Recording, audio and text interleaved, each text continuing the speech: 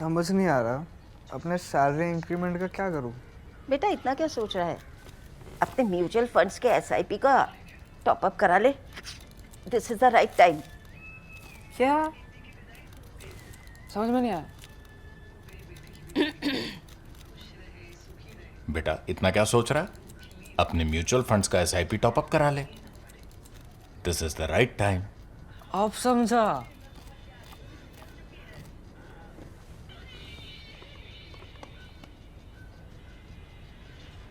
Mutual fund investments are subject to market risks. Read all scheme related documents carefully. नमस्कार, सलाम, सत श्री अकाल। शेखर से सवाल में आप सबका बहुत बहुत स्वागत है। मैं हूं सबिका सैयद और हमारे साथ है द प्रिंट के editor in chief Shekhar Gupta. Shekhar, हमारे पास आज अक्रॉस द सब्जेक्ट्स सवाल आए हैं। पहला सवाल इंडिया के मिलिट्री एक्विजिशन पे आया है। शेखर, ये सवाल निकुंज संघाई ने भेजा है। हाल ही में प्रिंट ने एक रिपोर्ट की थी जिसमें ये लिखा था कि भारत S-500 और Su-57 को खरीदने पर विचार कर रहा है। Su-57 अपनी किंजल मिसाइल के साथ जो माक 10 की स्पीड से स्ट्राइक कर सकता है, भारत की सुरक्षा के लिए एक बड़ा बदलाव ला सकता है। पिछली बार हमें S-400 खरीदने पर काफ़ी बैकलैश आया था। आपकी राय में इंडिया अपनी नेशनल सिक्योरिटी की ज़रूरतों को और अमेरिका के साथ संबंधों को कैसे बैलेंस करेगा? देखिए, पहली बात तो ये हमें सिस्टम समझने की बात है कि हर सिस्टम में कुछ अच्छाइयाँ होती हैं, कुछ कमियाँ होती हैं, लेकिन आपको देखना है कि आपकी अभी ज़रूरत क्या है। अभी जो हमारा जो ऑप सिंदूर का जो तजुर्बा है उसमें लगता है कि पाकिस्तान की एक बड़ी जो कमज़ोरी है वो उससे एकदम सामने आ गई है। और वो पाकिस्तान की जो कमज़ोरी है वो ज्योग्राफिकल है, क्योंकि पाकिस्तान में डेप्थ नहीं है। वो एक रिबन की तरह एक देश है। तो आप ये देखें कि कहीं भी 300 किलोमीटर से ऊपर उसकी चौड़ाई नहीं है। मतलब दूर बलूचिस्तान चले जाए तो अलग बात है, वहाँ तो लोग ही नहीं है, कोई एसेट्स भी उनके नहीं है। लेकिन जहाँ उनके एसेट्स हैं वो इंडस रिवर जो है, सिंध दरिया, उसके इस तरफ हैं या उस तरफ हैं, वो सारे जो उनका पॉपुलेशन सेंटर्स हैं, उनके एयर बेसेस हैं, उनके डिफेंस बेसेस हैं, उनके मिलिट्री हेडक्वार्टर्स हैं, मिलिट्री कॉन्सेंट्रेशंस हैं, वो सब उन सब के लिए डेप्थ नहीं है। तो आपको कोई वहाँ जाके बॉम्ब गिराने की ज़रूरत नहीं है। तो आपके पास अगर एक्यूरेट और हाई स्पीड मिसाइल हों और जो हाई डिस्ट्रक्टिव एबिलिटी रखते हो, मतलब बड़ा वॉरहेड उसके ऊपर, उसको आप 200 किलोमीटर अपनी टेरिटरी से ही फायर कर सकते हैं। अल्टीमेटली जो 10 तारीख को सुबह से और दोपहर तक जिस चीज़ ने इतना ज़्यादा पाकिस्तान में तबाही करी, जो फ़ोटोज़ हम देखते हैं उनके एयर बेसिस की, वो सब वही थे जो मिसाइल हम भारत के अंदर 150-200 किलोमीटर अंदर से छोड़ रहे थे। और वो ब्रह्मोस मिसाइल थे और कुछ स्कैल्प थे, वो शायद थोड़ा और नज़दीक जाके उन्होंने फायर किए होंगे, और कुछ हैमर वगैरह थे। तो ये इन मिसाइलों में जो किंजल मिसाइल है वो और भी ज़्यादा शक्तिशाली है और भी ज़्यादा तेज़ भी है। तो जितना तेज़ मिसाइल होता है उसको रोकना, इंटरसेप्ट करना उतना ही मुश्किल होता है। जैसे कि क्रूज मिसाइल होते हैं। अब क्रूज मिसाइल आमतौर पे थोड़े स्लो होते हैं, तो उनको रोकना फिर भी, मैं नहीं कहता कि आसान होता है, लेकिन फिर भी कुछ हद तक संभव होता है। लेकिन जो हाई स्पीड मिसाइल होते हैं, जैसे ब्रह्मोस भी है, वो 3-3.5 टाइम्स साउंड की स्पीड से जाता है, उसको बहुत मुश्किल होता है रोकना। और किंजल तो उससे भी बहुत ज़्यादा जाता है। अभी भी आप देखें यूक्रेन में जो मिसाइल काम कर रहा है सबसे ज़्यादा, वो एक किंजल मिसाइल ही है। तो एक तरह का हाइपरसोनिक है। उसके लिए सुखोई 57, Su-57 जैसा जहाज़ चाहिए। और बल्कि इंडियन एयरफोर्स से कोशिश करेगी कि जो अपग्रेड हो रहा है सुखोई 30 का, सुखोई 30 MKI का, उस अपग्रेड के साथ साथ किंजल या किंजल की श्रेणी का कोई मिसाइल उसके साथ भी इंटीग्रेट हो जाए। तो ये एक डॉक्ट्रिनल चीज़ है। इंडियन एयरफोर्स पाकिस्तान की एयरफोर्स के साथ, पाकिस्तान के साथ काफ़ी दूर अपने इलाके में रह के काफ़ी कुछ कर सकती है। ये ऑप सिंदूर का एक सबक है। उसी का इलाज, उसी से, उस सबक से ये दोनों चीज़ें आई हैं। S-400 भी नई, क्योंकि इंडिया के पास ऑप्शन था 5 और बैटरीज। पहली बार इंडिया ने 5 बैटरीज ऑर्डर की थी, 3 आ गई थी, 2 अभी आनी थी। वो 2 अभी आनी अगले साल कह रहे हैं। लेकिन उसके अलावा भारत और एडिशनल बैटरीज लेने को तैयार है उसकी, क्योंकि वो इतना इफेक्टिव रहा। और साथ साथ S-500 जो कि और अगले लेवल का रशियन मिसाइल है। रशिया का देखिए, हर Russian equipment top of the line नहीं होता, लेकिन कुछ रशियन इक्विपमेंट ऐसा होता है जिसका मुकाबला अमेरिकन भी नहीं कर सकते हैं। तो ये S-400 500 सिस्टम से कुछ ऐसे हैं।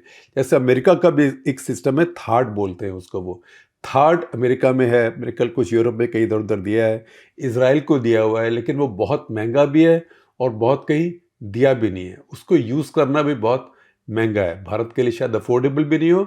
और दूसरी बात यह है कि अब डोनाल्ड ट्रंप ने जिस तरह से बिहेव किया है, मुझे लगता नहीं कि जो बहुत लीथल इक्विपमेंट है या जो बहुत सेंसिटिव इक्विपमेंट है उसके लिए भारत कुछ समय तक अमेरिका के ऊपर अभी विश्वास करने वाला है। सो निकुंज जी, आपने बहुत अच्छा सवाल पूछा। आप हमारे बहुत रेगुलर सुनने वाले, देखने वाले हैं। आपका बहुत बहुत धन्यवाद also for being there. Shekhar, हमारे एक और रेगुलर मेंबर अनुभव सक्सेना ने सवाल भेजा है इंडिया और पाकिस्तान के एक और स्ट्रगल पे जो क्रिकेट पे है। वो ये पूछ रहे हैं कि इंडिया नकवी से ACC ट्रॉफी लेने पर अड़ा हुआ है और नकवी ट्रॉफी देने पर अड़े हुए हैं। ऐसे में आपके विचार में आगे क्या कदम होगा और कौन सी पार्टी को झुकना पड़ेगा? देखिए, ये सब बचकानी बातें हैं। पहली बात तो ये है कि दूसरे आदमी को, ठीक है, आप उसको कहना चाहिए मेरे ऑफिस से आके ले जाओ आप ट्रॉफी, पर मैं क्यों, वो भी इंसिस्ट करे कि मेरे से लो। तो अगर मैं तो क्रिकेट का फ़ैन हूँ, मैं शायद कहता क्रिकेट में इस चीज़ को मत लाओ। वो ACC के चीफ हैं, वो ACC के चीफ हैं। आपने ACC के अंडर एशिया कप खेला है तो उनसे ट्रॉफी लेने में क्या नुकसान है? लेकिन उन्होंने भी खुराफात पहले करी हुई है। एक तो ट्वीट्स ऐसे हैं जिनको उन्होंने रीपोस्ट किया हुआ है। एक ट्वीट है, वो एक पाकिस्तान का एक PSL टीम है, पाकिस्तान सुपर लीग, जो जैसे हमारे IPL है वहाँ PSL है, उसमें लाहौर कलंदर्स एक टीम है। तो उसने अपने ट्विटर हैंडल से एक AI से बनाया हुआ है कि पाकिस्तान के सारे प्लेयर पाकिस्तान एयरफोर्स के फ्लाइंग ओवरऑल्स में खड़े हैं। तो और उसको उन्होंने, और पीछे जहाज़ उड़ रहे हैं, तो उसको मोहसिन नकवी ने रीट्वीट कर दिया है। और ऐसे ही एक और है जो कि रोनाल्डो, जो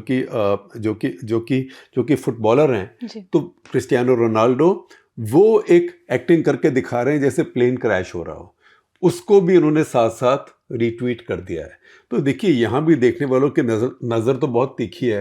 इतना बेवकूफ़ कोई नहीं है कि आपका पॉइंट नहीं मिस कर रहा है। तो ठीक है, आप पाकिस्तानी हैं, आप ऐसे करना चाहें, वो एक अलग बात है।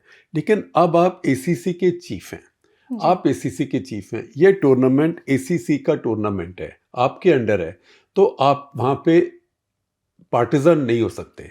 और अगर पार्टिजन होंगे और इस हद तक होंगे कि आप मिलिट्री इश्यूज भी इसके अंदर ला रहे हैं, हम लोग तो कहते हैं कि क्रिकेट को पॉलिटिसाइज ना करो, लेकिन आपने तो क्रिकेट को मिलिटराइज कर दिया।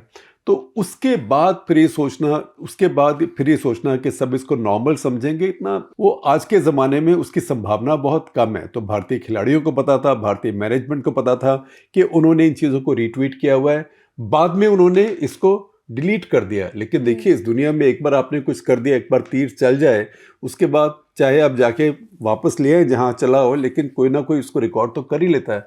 तो वो स्क्रीनशॉट सारे अवेलेबल हैं, हमारी स्टोरी में भी वो स्क्रीनशॉट्स आए हैं, आपके साथ सभी का वो स्टोरी शेयर करेंगी। शेखर, अगला सवाल सत्य प्रज्ञान दास ने भेजा है। वो पूछ रहे हैं कि जहां यूरोप और कई ग्लोबल साउथ के देशों ने इजरायली मिनिस्टर जैसे बेन गुवेर और स्मोट्रिच पर सैंक्शंस लगा रखे हैं, भारत उन्हें अनुमति क्यों दे रहा है और उनके साथ समझौता क्यों कर रहा है? अब हमें ICJ, जो इंटरनेशनल कोर्ट ऑफ जस्टिस है, उससे भी कोई खबर नहीं मिलती। अगर ICJ का फैसला साउथ अफ्रीका के पक्ष में और इजराइल के खिलाफ जाता है तो इसका परिणाम क्या होगा?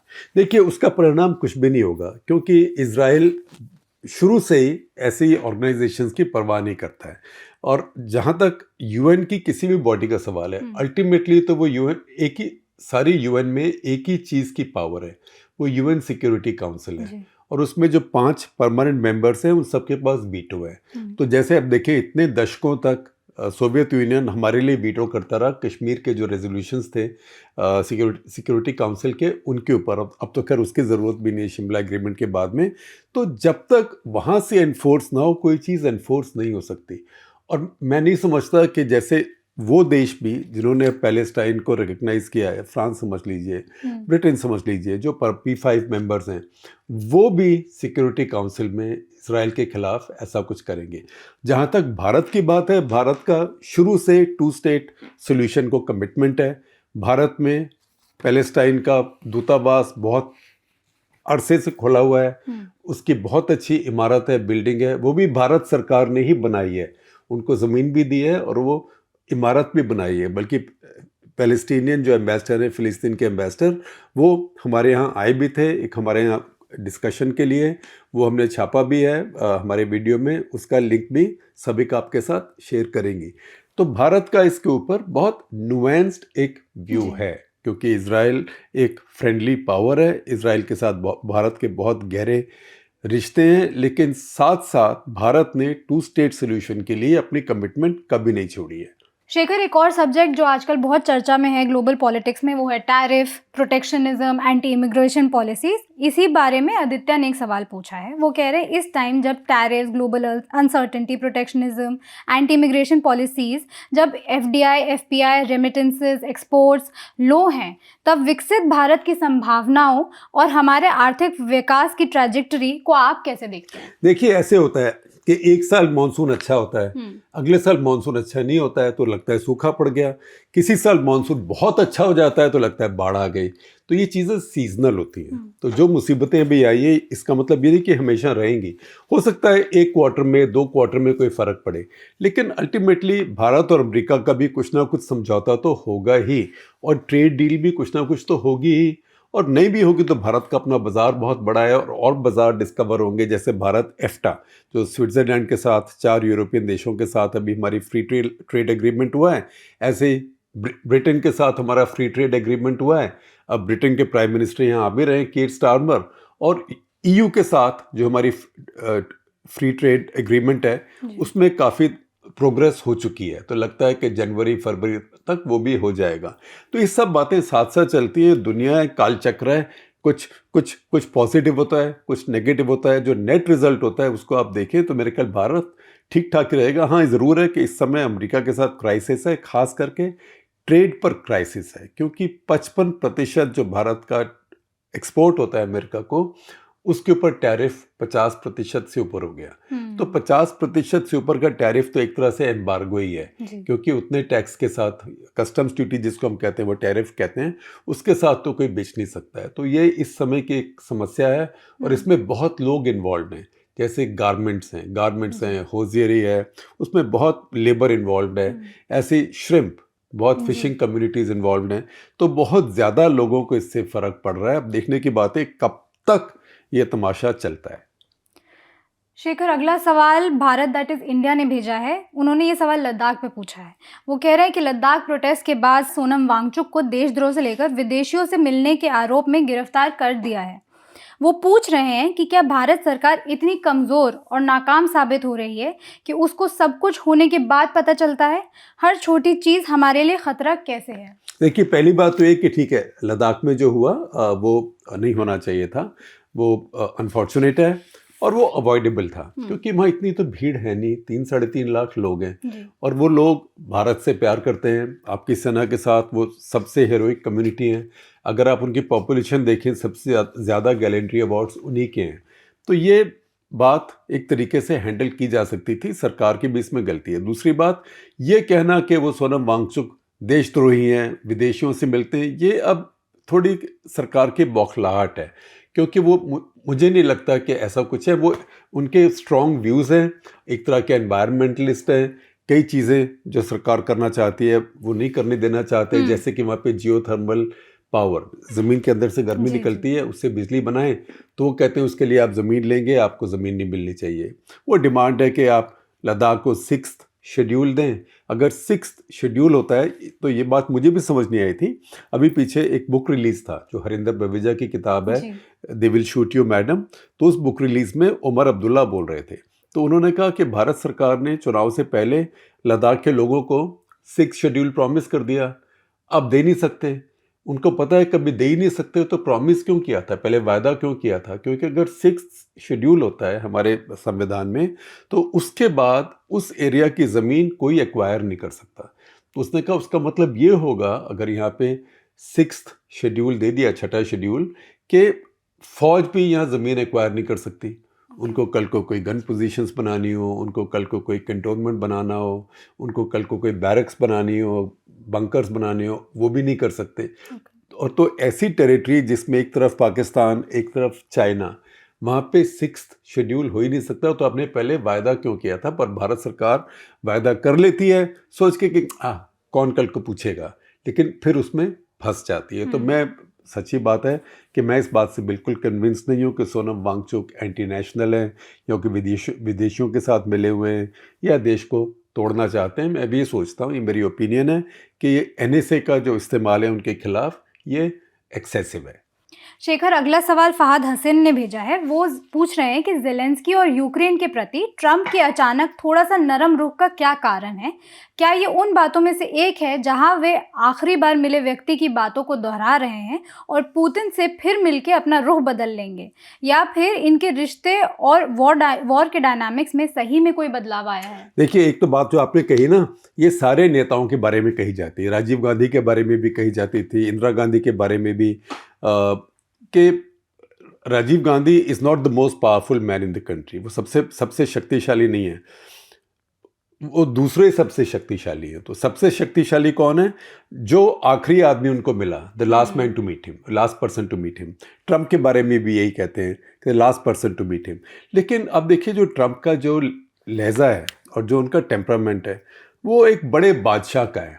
अब बादशाह आज बिस्तर में इस करवट से उठे तो ये पसंद आया, उस करवट से उठे तो ये पसंद नहीं आया। उनके मूड चेंज भी होते रहते हैं। और मुझको लगा कि थोड़ी इसके अंदर स्ट्रैटेजी भी है कि उन्होंने पहले ज़ेलेंस्की को सॉफ्टन किया, और ज़ेलेंस्की को सॉफ्टन करने के साथ साथ यूरोप को डरा दिया। क्योंकि उनका क्या मतलब था? उनका मतलब ये था कि हथियार मैं दे दूंगा, लेकिन यूरोप इन सब के लिए पैसे देगा। पहले जो बाइडेन थे वो अपने आप पैसे एलोकेट करके हथियार खरीद के यूक्रेन को भेज रहे थे। अब ट्रंप का ये कहना है यूरोप को कि आपको खतरा है, आपको हथियार देने हैं यूक्रेन को, तो आप पैसे लेके मेरे से खरीद लो, मैं बनवा के आपको दे दूंगा, आप उसको दे दो।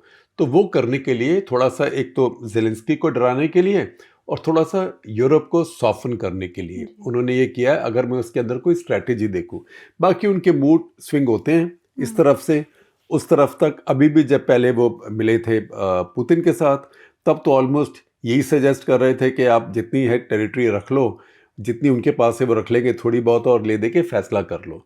अब उन्होंने एक बार कह दिया कि मुझे लगता है कि यूक्रेन तब सारी टेरिटरी वापस ले सकता है, क्योंकि अब वो पुतिन को गुस्सा दिखाना चाहते हैं। तो हमेशा डोनाल्ड ट्रंप की कथनी और करनी में बहुत फ़र्क होता है, इसलिए हमारे यहाँ भी बहुत इमोशनल रिएक्शन होता है जब वो कुछ बात कहते हैं। आजकल उनके दिमाग में फील्ड मार्शल चला हुआ है। मुझे लगता है ये चलता रहा तो एक दिन अपने आप को वो, जैसे इदी अमीन ने दिया था युगांडा में, अपने आप को वो भी फील्ड मार्शल कराएं, खुद को ही दे देंगे। क्योंकि अमेरिका की फ़ौज में तो अभी है नहीं, जो द्वितीय विश्व युद्ध के बाद अमेरिका की फ़ौज में कोई फील्ड मार्शल नहीं हुआ, तो उनको लगता है मैं ही बन जाता हूँ। शेखर, अगला सवाल भी और आज का आखिरी सवाल भी यूरोप के इंटरनेशनल और इंटरनल रिलेशंस पे है। ये सवाल गौतम सिंह ने भेजा है। वो पूछ रहे हैं कि फ्रांस के पिछले 1 साल में 3 प्रधानमंत्री रह चुके हैं और वो अपना बजट भी पास नहीं कर पा रहे हैं।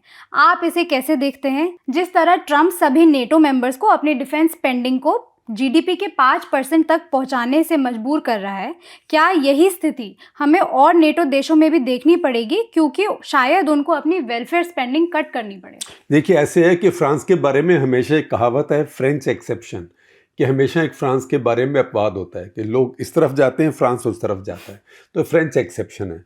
तो फ्रांस का जो कॉन्स्टिट्यूशनल सिस्टम है, संवैधानिक सिस्टम है, वो अलग तरह का है। वहाँ प्राइम मिनिस्टर तो पार्लियामेंट से इलेक्ट होके आता है, लेकिन प्रेसिडेंट, राष्ट्रपति अलग से चुना जाता है जी।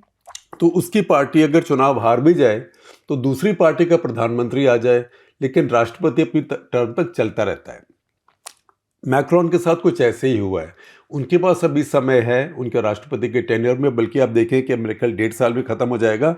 51 साल की उम्र में वो मल्टीपल टर्म के प्रेसिडेंट रह के रिटायर हो जाएंगे। उसके बाद एक टर्म के बाद चाहे तो फिर वो प्राइम मिनिस्टर के लिए इलेक्शन भी लड़ सकते हैं बाद में। तो फ्रांस का एक अलग सिस्टम है, उसमें प्राइम मिनिस्टर्स आते जाते भी रह सकते हैं। हालांकि जो अब हो रहा है ये एक ज़्यादा एक्सट्रीम है, जैसे कि बजट ना पास होने की नौबत आ गई, ये एक बड़ी बात है, लेकिन मुझे लगता है इसको भी वो रिजॉल्व कर लेंगे। फ्रांस के अंदर जो पॉलिटिक्स है उसमें सबसे बड़ा फैक्टर ये है जो उनकी हार्ड राइट पार्टी है, जो मरीन लिपेन की पार्टी है, वो अब बहुत ग्रो कर रही है और उसकी वोट परसेंटेज भी बढ़ रही है। लेकिन जैसे वहाँ प्रोपोर्शनेट रिप्रेजेंटेशन होता है, फिर वहाँ पे वोट्स की एलोकेशन होती है, प्रेसिडेंट अलग होता है, प्राइम मिनिस्टर अलग होता है, उस सब के चक्कर में मैक्रोन अभी चले जा रहे हैं और उनके संविधान में सारी इंटरनल गवर्नेंस जो है वो चुनी हुई सरकार के प्रधानमंत्री के पास होती है, लेकिन सारे फॉरेन अफेयर्स और डिफेंस और ट्रेड ये सब राष्ट्रपति के पास होते हैं।